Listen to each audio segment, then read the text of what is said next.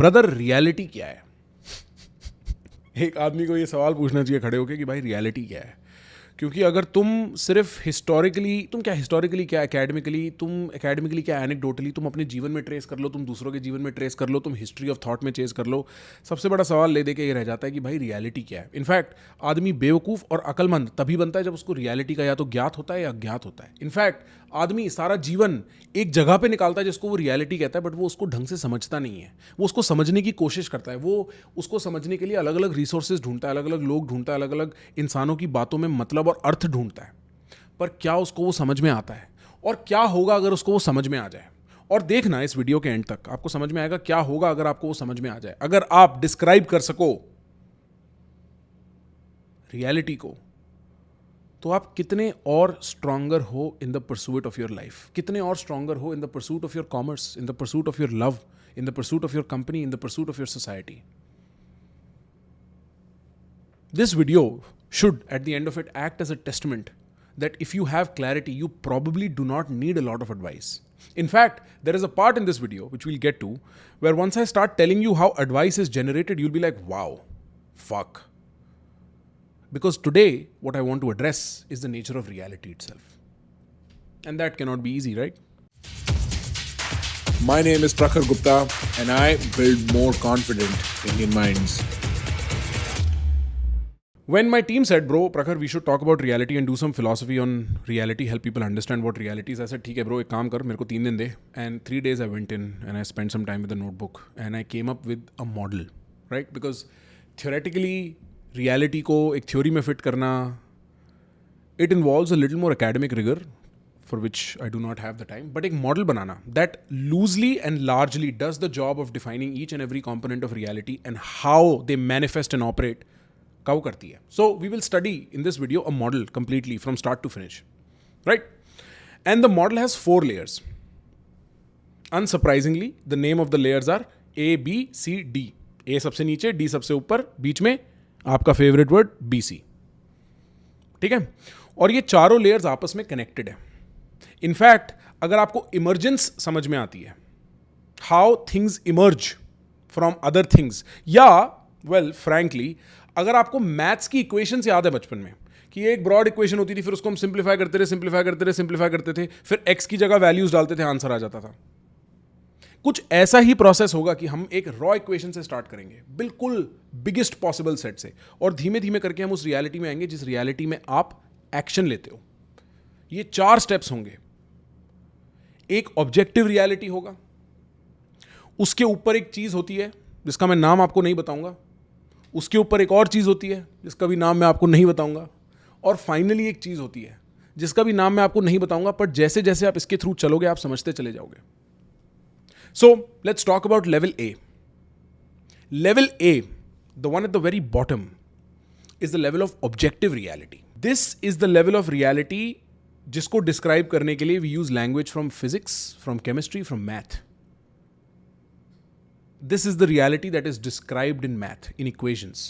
This is where general relativity, special relativity, space-time continuum, this is where quantum mechanics, electrons, protons, neutrons, this is where that exists. This is the reality that we don't necessarily observe but exists around us regardless all the time. अब इस reality को हम necessarily पूरा observe नहीं कर सकते, तो हमारे पास ऑब्जर्व करने के लिए कुछ गेटवे फिल्टर्स हैं. एक तरीका है इस मैथमेटिकल रियलिटी का हमारे भेजे में आने तक का. वो तरीका, वो gates are 5 senses. These gates are your perception of smelling, tasting, feeling, looking and hearing. At level B, right above A, you are at the level of perceptual reality. This is the level at which humans experience reality for the first time. We do not get to experience raw reality completely everywhere. हमें, for instance, colors are only visible to us in a certain range. Infrared और ultraviolet हम नहीं ले पाते. Sounds एक specific range में, इसके beyond और उसके beyond, इस hertz और उस hertz के beyond, इस frequency के beyond हम sound नहीं ले पाते.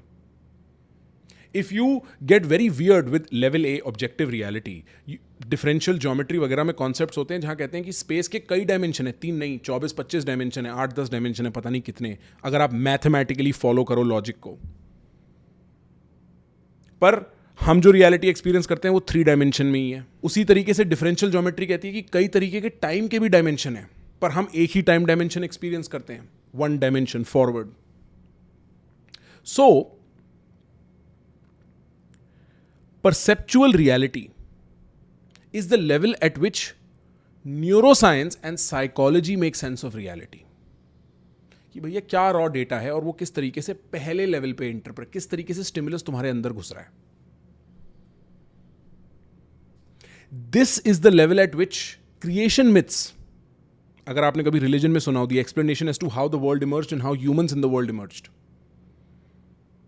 या simulation hypothesis, which is essentially a secularized, atheistic, computerized version of a creation myth. They exist at this level. In fact, अगर आपने प्लेटो की फिलॉसफी पढ़ी है, the Platonic theory of forms, Plato's allegory of the cave, ये सब जो फंडे हैं, they are describing reality at the level of perception, at the level of what you can perceive. एक बहुत interesting thought in view of this is this evolutionary theory from a guy called Donald Hoffman. बहुत interesting theory, I thought I'd tell you as a side note, but this will help you understand this too. Hoffman कहता है, bro, फंडा क्या है? Evolution, जिसका एकमात्र purpose है कि ऑर्गेनिज्म को इस तरीके से रिफाइन करना कि वो सर्वाइव करे, कभी भी आपको संपूर्ण रियलिटी का ज्ञात देगा ही नहीं. It is not interested in telling you the complete range of reality. Evolution is only interested in telling you functional reality, जिसमें तुम एक्ट कर सको, जिसमें तुम जी सको, जिसमें तुम रह सको, ताकि तुम सर्वाइव करो. एवोल्यूशन का पर्पस है सर्वाइवल, तो वो आपको पूरी रियलिटी क्यों देगा? बड़ा इंटरेस्टिंग ख्याल है. बिकॉज हॉफमैन कहता है, जैसे हम कभी कंप्यूटर स्क्रीन खोलते हैं या कभी हम फोन स्क्रीन खोलते हैं, हमें आइकॉन दिखते हैं. फेसबुक का आइकॉन है, इंस्टाग्राम का आइकॉन है. आइकॉन ऐप थोड़ी है, आइकॉन एक रिप्रेजेंटेशन है ऐप की. उसी तरीके से जो हमारे 5 सेंसेस हैं वो एक रिप्रेजेंटेशन ऑफ रियलिटी लेते हैं, रियलिटी नहीं लेते. कि जो पेड़ पत्ते पौधे धूप घास जो हम देखते हैं, तितलियां वितलियां ना, ये आइकॉन्स हैं, ये रियलिटी नहीं है. और इससे आप समझ जाओगे the difference between objective and perceptual reality के बीच में कितना डिफरेंस हो सकता है, उतना ही जितना इंस्टाग्राम के आइकॉन और इंस्टाग्राम की ऐप में फर्क है. नाउ ये जो परसेप्चुअल इनपुट है ना, जनरली बड़ा कॉग्निटिवली ओवरवेलमिंग होता है. अगर मैं आपको एक कमरे में भेज दूं और अगर सिर्फ परसेप्चुअल लेवल पे आपको वो कमरा अब्सॉर्ब करना हो, तो वो बड़ा भारी काम होता है. The human mind adds another filter beyond just sense perception to understand reality. And that filter is slightly complicated, so pay attention. This filter is the filter of orientation.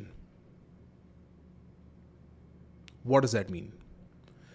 This filter that human beings have is a filter that allows you to interpret the raw data of perceptual reality. That at level C, you take the raw data available at level B and make sense of it. You orient yourself towards it. Follow me carefully, I'll give you an example and it'll help. What that means is that अगर मैं आपको एक कमरे में भेजूं तो आप कुछ logic लगाओगे, कुछ अपनी हिस्ट्री से समझ के, कुछ कॉन्टेक्सचुअल इंफॉर्मेशन लेके उस पूरे कमरे का सेंस मेक करोगे और तभी उस कमरे में रह पाओगे. कि एक सेंस मेकिंग एपरेटस है जिसको हम कहते हैं वैल्यू जजमेंट्स देना, जिसको हम कहते हैं प्रेफरेंसेस, टेस्ट्स और डिसलाइक्स, जिसको हम कहते हैं एक स्टोरी बनाना, एक नैरेटिव बनाना. ये सब एक चीज है. They help you exist in the raw data of reality. For instance, let's take the example of you going into a room again. Suppose मैं आपको एक रूम में देता हूं, छोड़ता हूं, 6 बाय 6 का रूम है, ठीक है. सारी दीवारें सफेद है, जमीन सफेद है, छत सफेद है, सब सफेद है, लाइट जल रही है, वेल लिट रूम है, कोई खिड़की नहीं है, सिर्फ एक दरवाजा जिससे आप अंदर घुसे और कुछ नहीं है पूरे रूम में. एक और चीज नहीं है पूरे रूम में, आप क्या करोगे? आपको क्या लगेगा? उस रॉ डेटा का आप सेंस कैसे मेक करोगे? कंफ्यूज हो जाओगे, समझ नहीं क्यों हूं मैं इस रूम में, क्या कर रहा हूं मैं इस रूम में, क्या हो रहा है? You don't know, there is no story that explains why you are here. There is no taste or distaste towards anything in the room.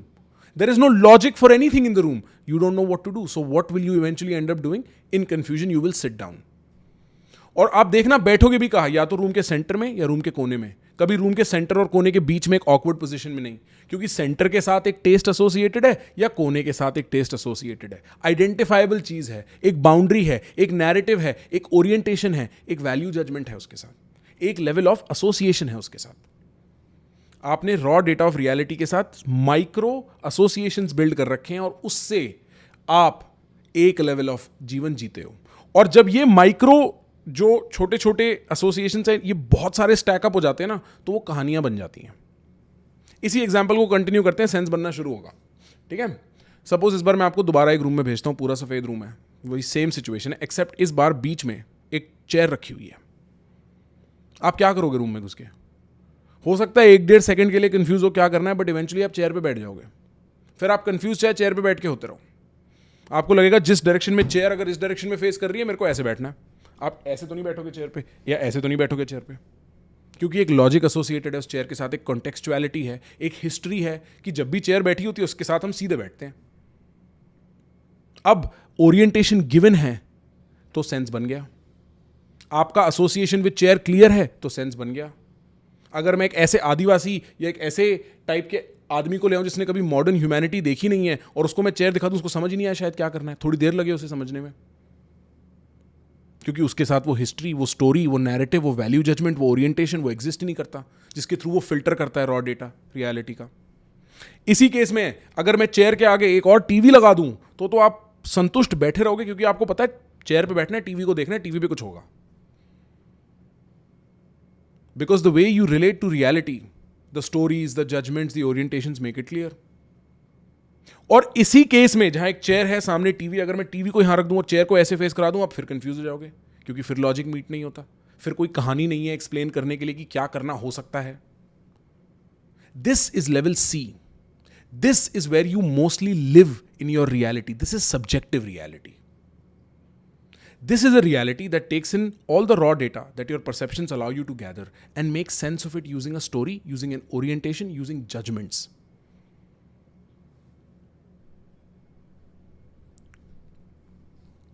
This is the level at which you have perspective on reality. Perspectives, right? People seek perspectives in life. People, when they go out and look for advice from other people, they seek perspective. क्या है perspective? ये है perspective. कि आपकी raw reality के ऊपर एक value filter लगा हुआ है. वो वैल्यू फिल्टर कहानियों के थ्रू अफेक्टेड हो या आपकी हिस्ट्री के थ्रू, फंडामेंटली एक नैरेटिव के थ्रू एक वैल्यू फिल्टर लगा हुआ है. वो आपकी आइडियोलॉजी हो या आपकी पॉलिटिकल लीनिंग हो, आप उसी रियलिटी को इंटरप्रेट करोगे इस वैल्यू फिल्टर के थ्रू. वो पर्सपेक्टिव है. और अगर आपको कभी भी लाइफ में किसी भी मोमेंट पे, I will give you this hack, कभी भी लाइफ में किसी भी मोमेंट पे, if you want more perspective, if you want to understand perspective कि यार क्या करूं मैं, आपको सिर्फ यही करना है, अपना प्रॉब्लम स्टेटमेंट लेना है और importance, value, association, orientation shift करते जाना है. फॉर इंस्टेंस, अगर say the problem in your life is bro, मैं I use to love this girl और ये मेरे को छोड़ के चली गई. अब अगर साथ, लड़की का साथ इंपॉर्टेंट है, अगर उसके साथ वैल्यू एसोसिएटेड है, तो शिट यार मेरे को छोड़ के चली गई. अगर सर दर्दी ना हो कि मैं चिल हूं अपने दिमाग में, उसके साथ वैल्यू एसोसिएटेड है, तो बढ़िया यार छोड़ के चली गई, सरदर्दी खत्म हो गई. अगर मैं काम कर रहा हूं, मैं लाइफ में डेडिकेटेड हूं, मैं अपने माँ बाप से कितना प्यार करता हूं, उसके साथ वैल्यू एसोसिएटेड है, तो क्या फर्क पड़ता है छोड़ के चली गई, रहती ना रहती एक ही बात है. It is what you focus towards that determines your perspective. And if you can change your focus, if you can shift, take the importance you're giving to a thing and give it to something else in the equation, the whole equation changes. The outcome changes massively. This is the theory of infinite perspectives. ओ मैं क्या, subscribe कर लो भाई, क्या बात कर रहे हो यार, वीडियो के बीच में रुकवा के बात करवा रहे हो, इतनी इंटरेस्टिंग बात चल रही है, सब्सक्राइब करो यार, कमाल है यार। You can do this with anything, try it. मैं तुम्हें दे देता हूँ एग्जाम्पल, कॉमेंट्स में कर देना ट्राई, ठीक है। अगर एक बाप बोले मेरा बेटा मेरे से बहुत लड़ता है, जो 95% बापों की प्रॉब्लम है, ठीक है, इस प्रॉब्लम को रीस्टेट करो इन्फिनिट पर्सपेक्टिव्स में वैल्यू शिफ्ट कर करके। Level C is the level at which all stories exist, and because all stories exist at level C, all perspectives, all advice, all self-help, all spirituality or mech spirituality, like I say, the kind of spirituality that gets you fat, the kind of spirituality that's not interested in nourishment but stuffing you, that kind of spirituality जहाँ enlightenment का वो लगा रहता है, गाजर जिसको देख के चलते रहते हैं लोग, that kind of spirituality, they all exist here. All mental frameworks, all Twitter masturbatory content lives here.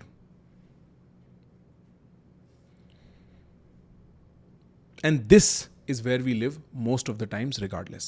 अगर आप in your everyday observe करो, आपके दिमाग में एक पिक्चर चल रही है, उस पिक्चर के हीरो आप हो, उस पिक्चर को लेवल C रियलिटी कहते हैं, क्योंकि उसमें हमेशा एक ना एक लेवल ऑफ ओरिएंटेशन फिल्टर लगा हुआ है, वैल्यू जजमेंट फिल्टर लगा हुआ है, एसोसिएशन फिल्टर लगा हुआ है।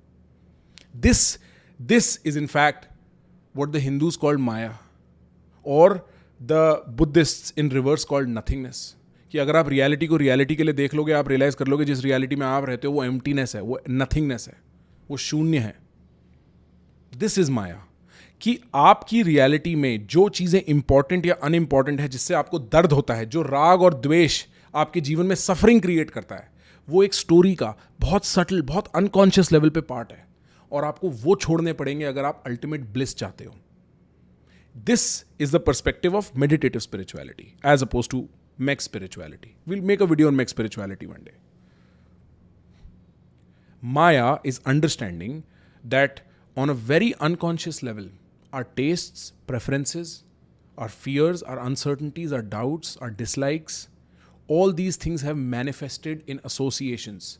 And these associations are important because they allow me to construct an identity of me in this world. It allows me to separate मैं from everything else and place मैं in this environment. And once you wake up to that, once you realize that this is what is happening, you may truly get to experience what it means to live.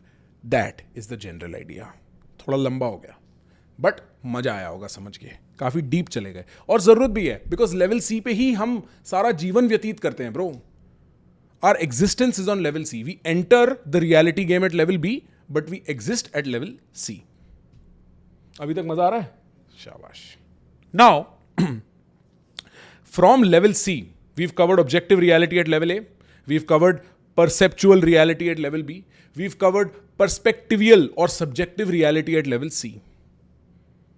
Now let's look at level D.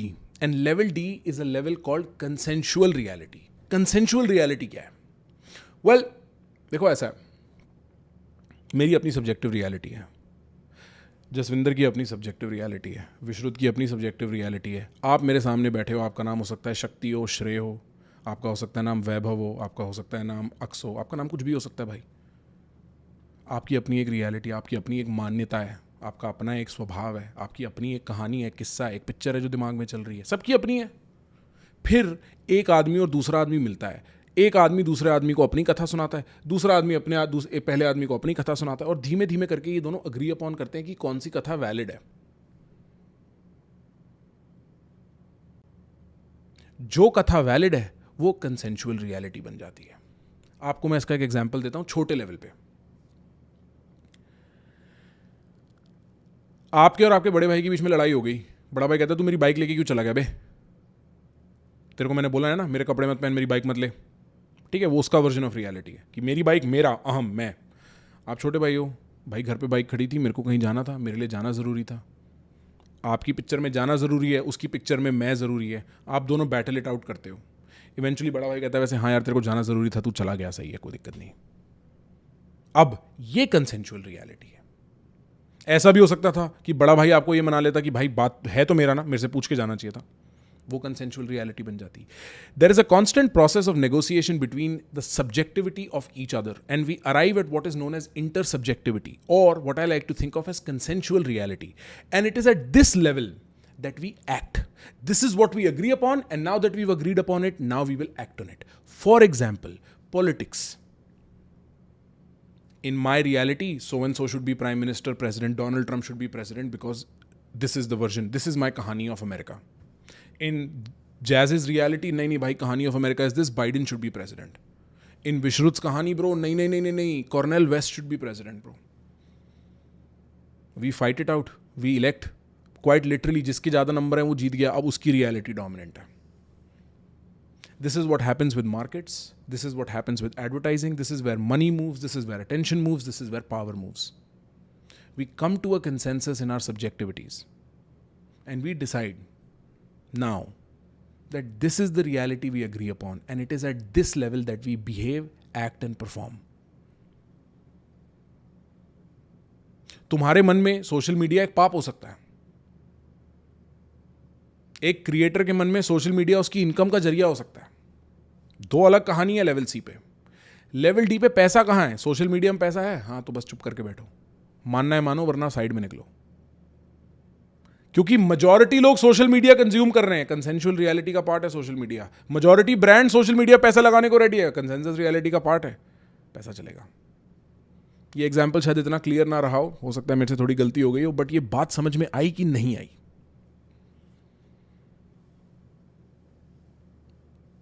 This is the level that political ideologies, religious ideologies, celebrity culture, this is the matrix.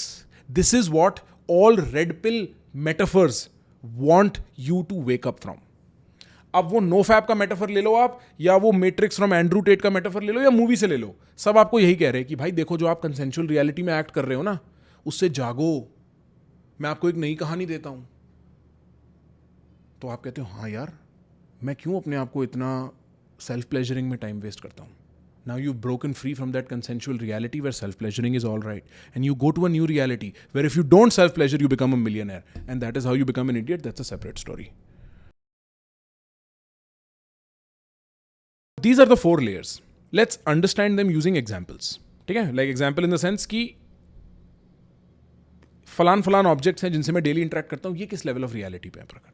ठीक है, आप किस level of reality पे और मैं किस level पे. हम अपनी अपनी सी में जी रहे हैं, हम अपनी अपनी सी रियलिटी में जीते हैं, अपनी अपनी सब्जेक्टिव रियलिटीज में. जब हम मिलते हैं और बात करते हैं तो हम सी से डी की तरफ जाते हैं, पर अपनी अपनी सी रियलिटी में जीते हैं. हमारी कहानियाँ, हमारी सब्जेक्टिविटीज़, हमारे मॉरल्स, हमारी बचपन की कहानियाँ, हमारी हिस्ट्रीज, हमारे आइडियाज़, हमारे ख्याल, सब कुछ हमारा. Get it? Self help. Self help seeks to take you from B to C. Self help कहता है देखो भाई, जिस तरीके से तुम रियलिटी फिलहाल इंटरप्रेट करते हो उसको जीरो करो और अब यहां से ऐसे समझो.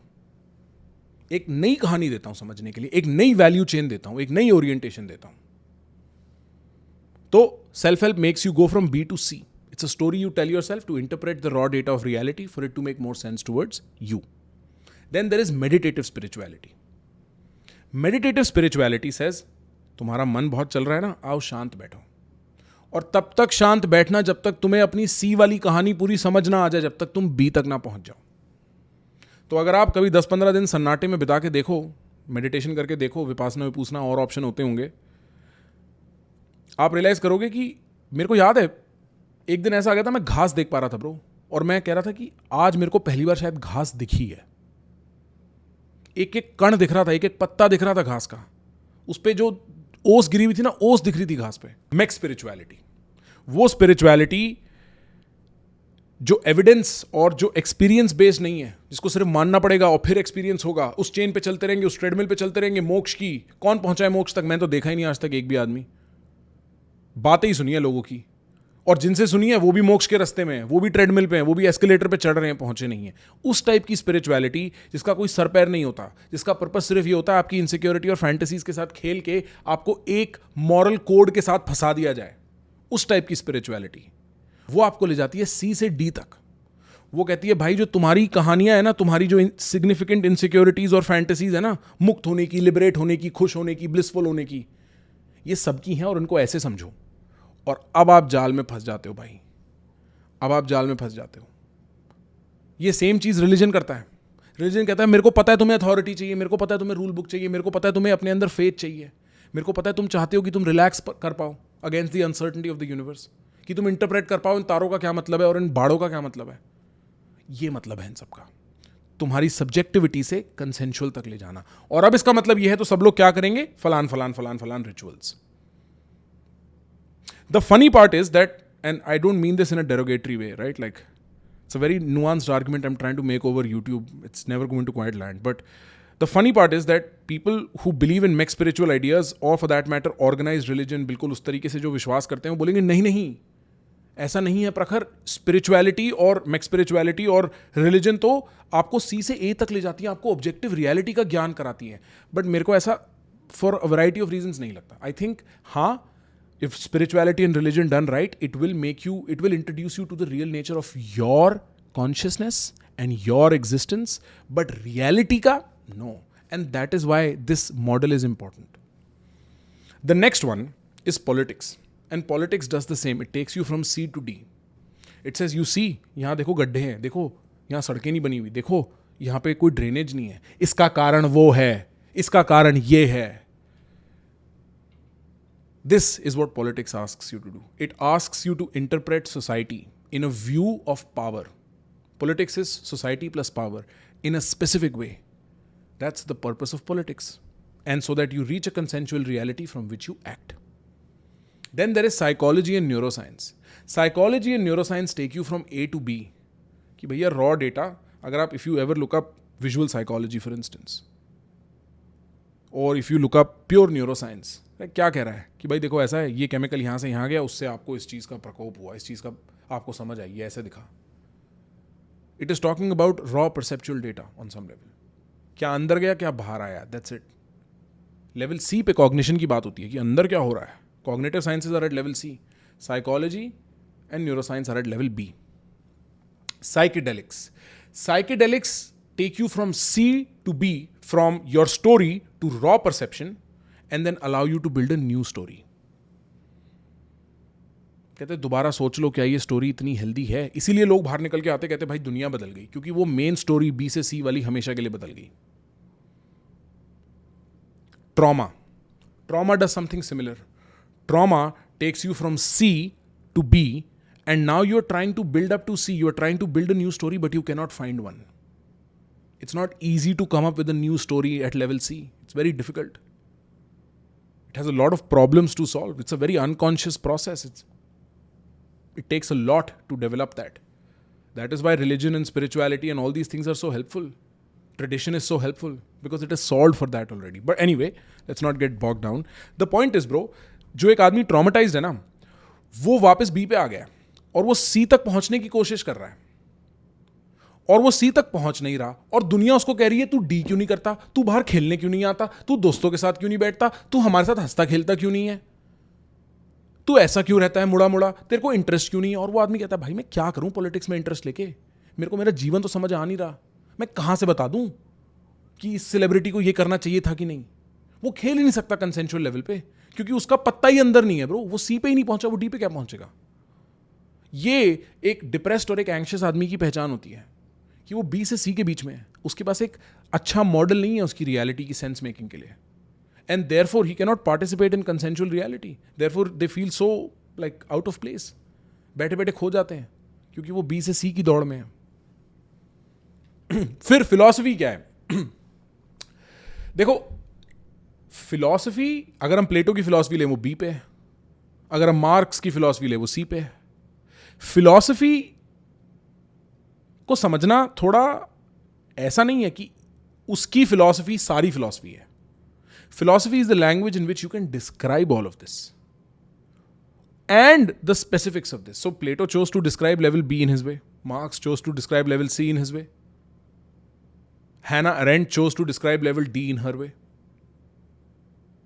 But philosophy is the only language liberal enough to be able to speak of all of this. Because in most cases, philosophy does not and should not seek to tell you what is right. It should only seek to express what is. ये is और should के बीच में एक difference होता है, इसको naturalistic fallacy कहते हैं, इज ऑट फैलेसी कहते हैं. That I think is the true purpose of proper philosophy, to be so unaffected by things in reality that you can actually describe them. From this, एक emergent question मेरी team पूछती है कि प्रखर फिर AR VR क्या है, augmented reality virtual reality क्या है. और I know they ask in view of the Apple glasses, they ask in view of Oculus or Meta and all of these things. And fundamentally, if you think about it, bro, augmented reality और virtual reality कोई ऐसी चीज़ नहीं है जो आ जाएगी. आ चुकी है bro augmented reality और वर्चुअल रियलिटी. अगर तुम सोचो फॉर इंस्टेंस ट्विटर या इंस्टाग्राम एक लेवल की ऑगमेंटेड रियलिटी है ब्रो. इंस्टाग्राम पे कुछ हुआ, हम दोस्त बैठ के अगर उस बारे में बात कर रहे हैं तो वो हुआ ना, असलियत में रियल है ना वो. ऑगमेंट, मेरी रियलिटी ऑगमेंट हो गई by the space of Instagram and Twitter. The only difference is that Twitter and Instagram are 2D realities in 2D spaces, in 2D screens.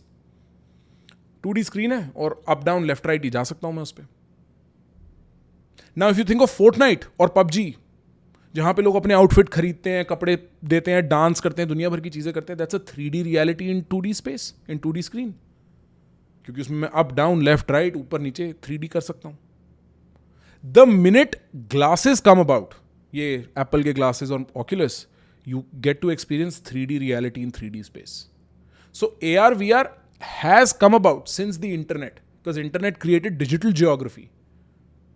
But it is now that it will get to the same definition that we experience life in, 3D and 3D. अब ये बात पता नहीं कितनी समझ आई हो, but in general Broz हमने बड़ा ट्राई किया ये एक्सपेरिमेंट रन करने का, एक डीप वीडियो बनाई. क्या पता आपको समझ में आई, क्या पता आपको इसके बारे में सोचना पड़े, क्या पता आप सोचने लगो कि ब्रो मेरी कहानी क्या है. और अगर आप ऐसा सोचने लगो, एक कहानी नहीं होती, कई कहानियां होती हैं, कॉर्पस होता है कहानियों का, ठीक है. बट इन एनी केस, अगर आपको मज़ा आया प्लीज़ हमें कमेंट करके बताओ. ये बड़ा रेडिकल एक्सपेरिमेंट है, हम ये कर रहे हैं. अगर आपको अच्छा लगा बताओ. अगर आपको इस चीज़ के नोट्स चाहिए, मेरे पास इस चीज़ के नोट्स हैं. I think in the link, there is a link in the description, you can fill up and you can arrive at and be like कि ब्रो हमें नोट्स दे दो, और मैं आपको नोट्स भेज दूंगा ब्रो आपके ईमेल पे. हैविंग सेड दैट ब्रो, बेवकूफ़ हो क्या, सब्सक्राइब नहीं किया अभी तक, क्या कर रहे हो. हम इतनी मेहनत कर रहे हैं ब्रो, पूरा मॉडल बना दिया फिलॉसफी का, पेपर लिख दूंगा इस पर मैं, क्या बात कर रहे हो. चलो काटो, bye, tata, good talking to you.